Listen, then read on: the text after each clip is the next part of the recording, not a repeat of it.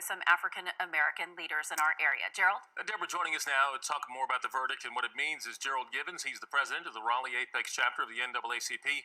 Gerald, thank you so much for being part of this. What effect do you think this might have on future interactions between law enforcement and the black community, people of color?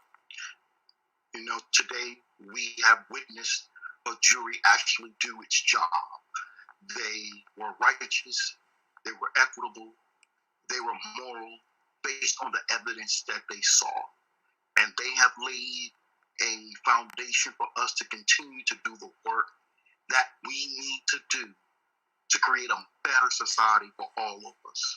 Gerald, it was in 1992 when the Rodney King verdict came down in April.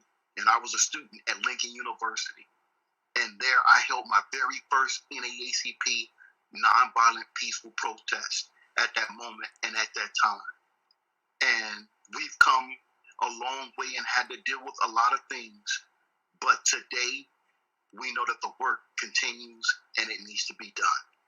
Gerald, when George Floyd was killed last year, basketball star LeBron James posted on Twitter 2 pictures. One picture had the image of Derek Chauvin with his knee on George Floyd's neck. On the other side was a picture of quarterback Colin Kaepernick kneeling on the sideline of a football game protesting the treatment of black men by law enforcement. And the caption was, "This is why."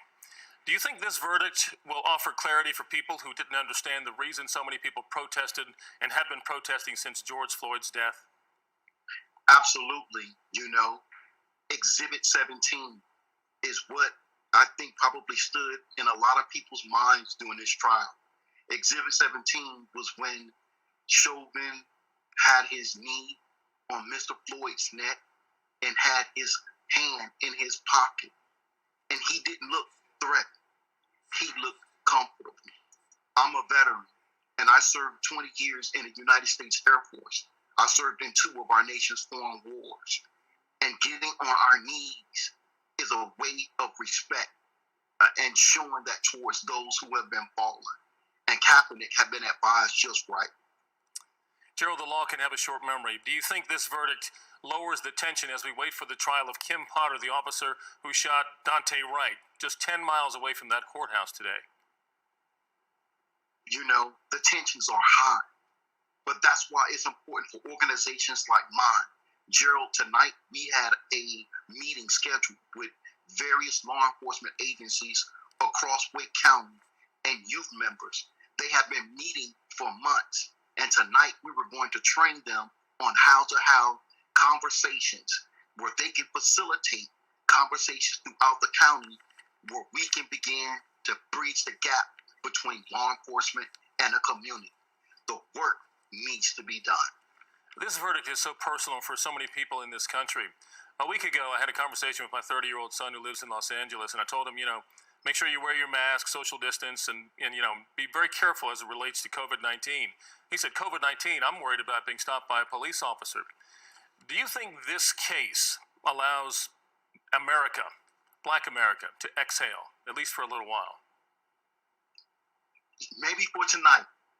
But tomorrow we wake up to the reality of still having to get into our vehicles and make sure that we put our driver's license somewhere is easy and accessible so that we won't have to reach. We know that, a lot of our youth, if they get pulled over, the first thing they're going to do is the same thing that Dante Wright did. They're going to call mom. They're going to call dad. They're going to do the same thing that we saw Lieutenant Nazaro do. Stay in his vehicle when he thought the commands were confusing.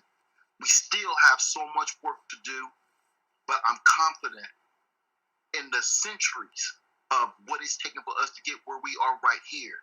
I am hopeful that we will get to that place where law enforcement and the community, and particularly the Black and brown community, are working together. And I have to mention that I know the lion's share of law enforcement in this country also celebrating this verdict today. Gerald Givens, NAACP from Raleigh and Apex. Thank you so much, Gerald, for being part of our broadcast. Thank you so much. Deborah and David, back to you. Yeah, that work, that collaboration continues. Thanks, Gerald. Maybe for tonight.